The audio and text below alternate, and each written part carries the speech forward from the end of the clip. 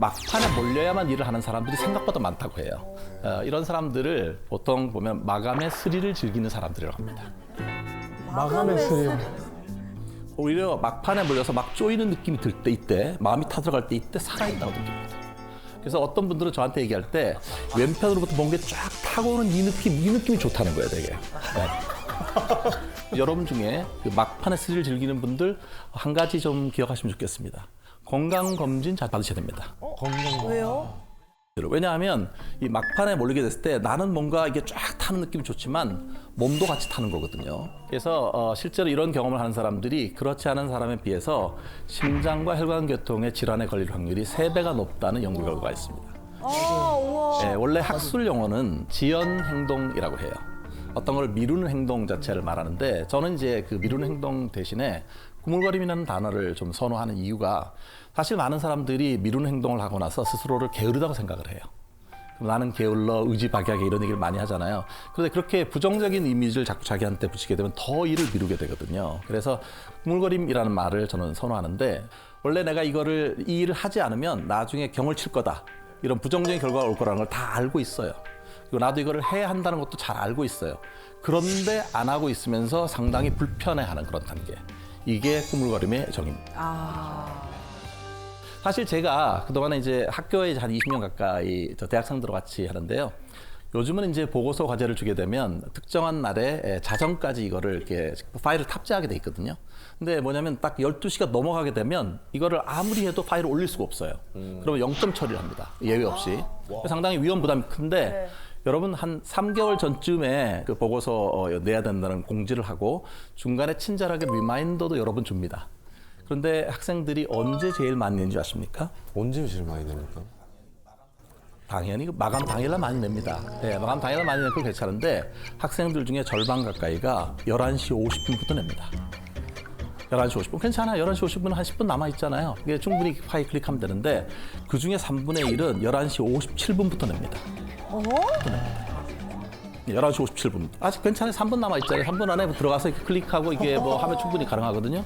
근데 놀랍게도요. 11시 59분에 내는 학생이 적지 않습니다. 이런 학생들 뭔가 승부사 이거 완벽주의자 같잖아요. 보면 오탈자 많아요. 그런데 더 놀라운 신인류가 있습니다. 신일유요?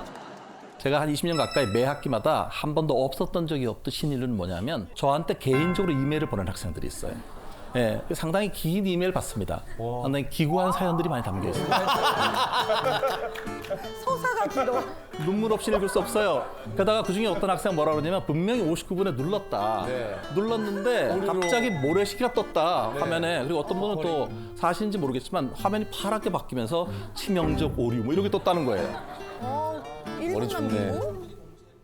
사람들이 어떤 분야에서 그럼 많이 꾸물거리는가 이 영역이 되게 관심사인데요. 실제로 요 최근에 보면 사람들이 꾸물거리는 것 중에 하나가 잠잘 때 취침 시간 있잖아요. 이것도 꾸물거려요. 핸드폰. 맞아. 여러분도 그러잖아요. 너튜브 이런 거 보시게 되면 한 번 보고 끝나는 경우는 없어요. 예, 보건 돌리고 이렇게 하다 보면 어떻습니까? 쇼츠 같은 경우 그렇죠. 이거죠. 이렇게 거의 자동화 넘기는 되신 거죠. 저거 같은데, 네. 사실 실제로 이게 보는 분들이 많아요. 근데 그렇게 되면 어떻습니까? 수면 시간 자체가 줄어들잖아요.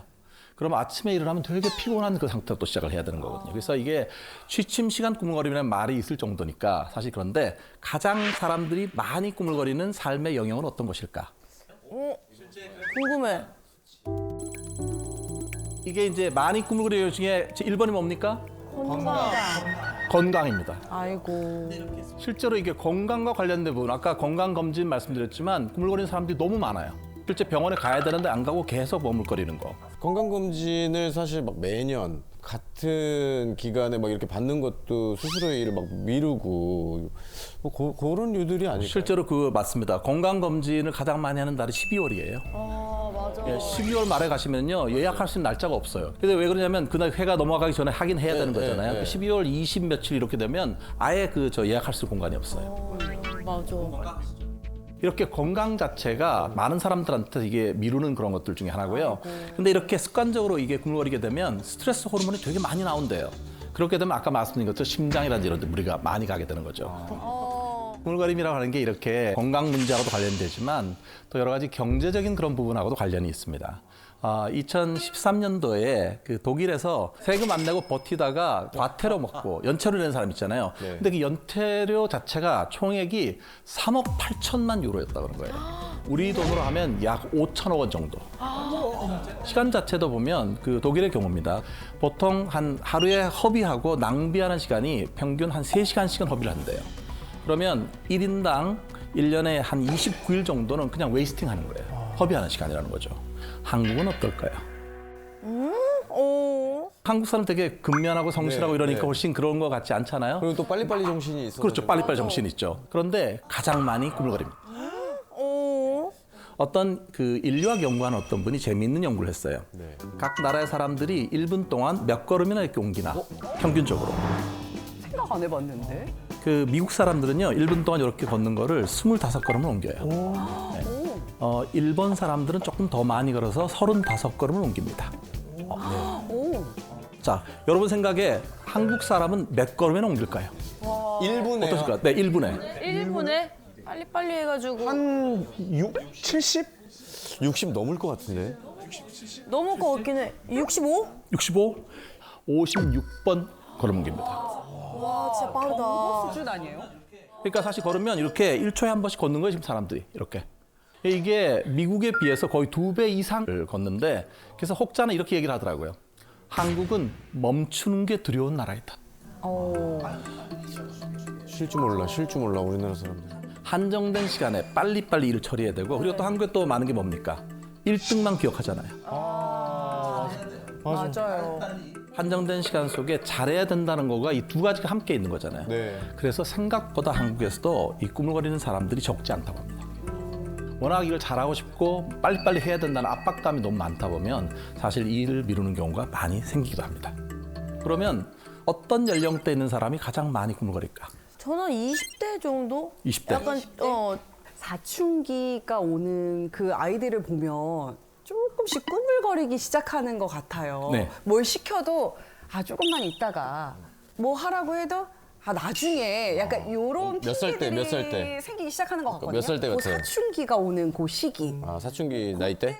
저는 한 50대, 그러니까 40대 후반에서 한 50대 한 중반까지 그런 시기가 되지 않을까. 되지 않을까? 왜냐면 사회적으로 일단 가장 그 사회 활동을 많이 할 시기고 어떻게 보면 그리고 개인적으로 봤을 때는 또 한 가장이 될 수도 있고 가족의 중추적인 역할을 할 수 있는 뭐 부모로부터 자식으로부터 그러면서 결정에 대한 꾸물거림이 조금 더 많지 않을까 이런 생각이 좀 들긴 듭니다.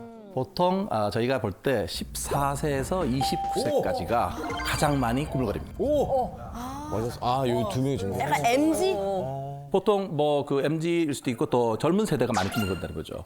왜냐하면 그때가 보통 젊을 때는 자기 하고 싶은 거 되게 많잖아 이런 게 많은데 나이가 들어갈수록 사람들이 경험이 많아지게 되잖아요. 그러면 성실성이라고 하는 게 조금씩 늘어난대요. 예, 그래서 보면 그 노인분들이 일을 미루는 경우 거의 없어요.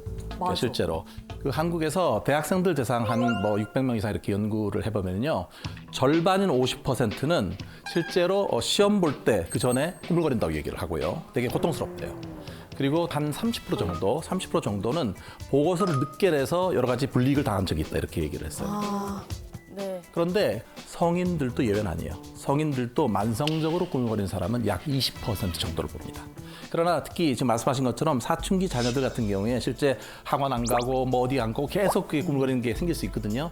그때 여러분이 잘 들어보셔야 돼요. 어떤 게 혹시 불만이 있는지 이런 거를 들어주는 게 되게 중요해요. 네. 이렇게 일을 이렇게 미루게 되면요 여러 가지 부정적인 결과들이 많아요. 꾸물거림하고 상관이 상당히 높은 것들이 우울 그리고 불안, 실제로 어떤 약물 사용 이런 것도 훨씬 더 높아진다고 합니다. 약물? 실제로 할 일 있는데 일 안 하고 있으면 계속 뭐 술 마시고 이런 것도 생길 수 있잖아요. 그다음에 또 어떤 분들은 자기 스스로가 되게 자기를 많이 비난을 하고 이렇게 스스로를 채찍질하는 분들 되게 많아요. 꾸물거림이 불안과 관련이 있다라고 하는 거를 단편 소설에서 찾아볼 수가 있습니다. 러시아의 대문호였던 도스토옙스키라고 하는 분이 있잖아요. 네. 이분이 쓴 단편 소설이 약한 마음이라는 게 있어요. 어떤 사람이냐면 하위급 공무원이었던 바샤 슌코프라는 이름 발음하기 되게 어려워요. 근데 이 바샤 슌코프가 회사에서도 상사의 총애를 받고 있고요. 또 최근에는 자기가 흠모했던 그런 그 여인과 약혼을 한 상태예요. 그런데 이제 털이 다가오고 있는데 그 전에 그 상사가 너 일 잘하니까 내가 좀 너한테 경력에 도움될 수 있는 일을 하나 더 줄게. 3주 안에 이 일을 하면 너한테 상당히 플러스가 될 거야. 이렇게 얘기를 했어요. 근데 보통 이제 그럴 경우에 예비 처갓집도 가야 되고 바쁜 일정이 있잖아요. 그러면 보통 좀 죄송합니다. 어렵습니다. 이렇게 말할 것 같은데 이 사람은 이게 나한테 도움이 되고 나한테 잘해주는 상사가 이걸 하니까 거절을 잘 못했던 거예요. 그래서 이거를 턱 받았어요. 한 3주면 할 수 있을 것 같아요. 이렇게 받아들였어요. 받았는데 아니나 다를까 뭐 처갓집에도 가야 되고 사람들한테 인사도 다녀야 되고 할 일이 너무 많은 거예요. 그래서 이 일을 계속 이제 미루게 되니까 마음이 되게 불안해지잖아요. 그래서 하루는 하룻밤을 새면서 이걸 해봤어요. 근데 생각만큼 일이 진척이 안 되는 거예요. 그래서 이걸 어떻게 해야 되나 고민하고 자꾸 물어보니까 상사한테는 하고 있습니다 이렇게 얘기를 했을 거잖아요. 근데 그러면서도 계속 할 일들 다른 일들이 생겨서 딴짓을 계속 한 거예요. 그러다가 막상 어떻게 됐냐면은 나중에 마지막에 3일 밤을 새서 이걸 해야 돼요. 3일 밤을 꼬박 샜어요. 그러다가 실신을 한 거예요, 이 사람이. 내가 이번에 일을 못하게 되면은 군대에 끌려갈지도 모른다 이런 것들 망상이 생기고 결국 이 주인공이 정신병원에 들어가게 됩니다. 정신병원에 들어가게 됩니다. 어머, 이걸로? 왜냐하면 전혀 현장 생활자를 할 수가 없고요. 자기가 되게 힘들었던 이거 자체가 이렇게 그 꽃이 핀 거죠. 오, 충격적이네요. 그러니까 많은 분들은 사실 보면 이렇게 얘기할 거예요. 시간 관리를 잘못하는 거다. 우선순위를 잘못 잡은 거다. 이렇게 얘기를 하잖아요. 과연 우물거림이 시간 관리의 문제일까요? 표면적으로는 그래요. 보면은. 그런데 제가 생각할 때는 사실 사람들이 꾸물거릴 때 심리적으로 고통을 되게 많이 받거든요. 왜냐하면 일을 안 하고 있다고 해서 마음 편하는 거 아니에요. 맞아요. 되게 불편한 마음도 많이 겪잖아요. 이 불편한 감정을 잘 조절 못하는 거 이게 사실은 꾸물거리는 사람들에게 중요한 문제입니다. 그래서 이렇게 말씀드리고 싶어요. 꾸물거림은 우선순위나 시간 관리의 실패 문제라기보다는 부정적인 감정을 잘 조절하지 못한 결과이다. 감정 조절을 잘하는 거 이게 되게 중요하거든요. 맞는 것 같아요. 여러분 폴란드에 있는 심리학자들이 재미있는 연구를 했어요. 절대로 꾸물거리지 않는 일반인들하고 만성적으로 꾸물거리다고 어떻게 둘이 다른가 하는 연구를 했는데요. 어떻게 하냐면 사람들을 불러요. 같은 동수를 미리 이제 사전 검사를 해갖고 꾸물이와 꾸물이지 않는 사람 부른 다음에 과제를 줬는데 그 과제 여러분 혹시 청기 백기 아십니까? 네? 청기 올려. 청기 올리지 말고 백기 내려 이거. 알고 있습니다. 근데 이거를 그냥 하면 재미가 없으니까 조건을 2개로 나눈 거예요. 한 조건에서는 내가 정답을 맞출 때마다 연구자가 1,000원씩을 줘요. 그러니까 돈이 생기는 보상 조건이 하나가 있고요. 그 처벌 조건에서는 내가 미리 맡겨놓은 돈에서 내가 틀릴 때마다 내 돈이 1,000원씩 빠져나가는 거예요. 이렇게 보상 조건일 때와 처벌 조건일 때 꾸물거리는 사람과 꾸물거리지 않는 사람이 실제 보이는 행동 패턴이 다르다고 합니다. 여러분 보시면 꾸물거리지 않는 일반인이 지금 저 노란색이고요. 꾸물거리는 사람은 빨간색입니다. 이 Y축은 문제풀이에 걸린 시간이에요. 보시면 보상받을 때는 오히려 누가 더 빨리 풉니까? 꾸물거리는 사람이 오히려 보상 조건을 놓으면 훨씬 펄펄 나는 거예요. 보상받기 신나잖아요. 근데 그게 역전되는 거가 처벌 조건에 들어가서 내 돈이 지금 나가게 되는 위협 상황이 되잖아요. 그럼 어떻습니까? 부정적인 감정. 훨씬 더 이게 오래 걸려요, 자체가. 보통 왜 여러분들이 이제 어떤 사람 같이 일을 하는데 저 사람이 되게 일을 꾸물거려서 민폐가 될 때 보통 어떻게 합니까? 또 다음부터 제대로 해야 돼, 반드시 시간 맞춰야 돼 이렇게 위협감 주잖아요. 그럼 어떻게 됩니까? 여러분 생각에는 일을 열심히 할 것 같죠? 근데 그렇지가 않아요. 훨씬 더 꾸물거리거나 잠수 탑니다. 그러니까 실제로 꾸물거리는 사람들을 불안하게 만들지 말라 이런 얘기가 있는 거죠. 이게 여러 번 계속 틀린 거예요. 계속 눌렀는데 이제 계속해서 띵띵띵띵 틀린 답이 계속 눌렀어요. 그러면 보상 조건에 있는 경우에는 실제로 별로 영향을 많이 안 받아요. 왜냐하면 보상 조건에서는 어차피 내 돈 나가는 건 없는 거잖아요. 네, 틀려도 제로니까.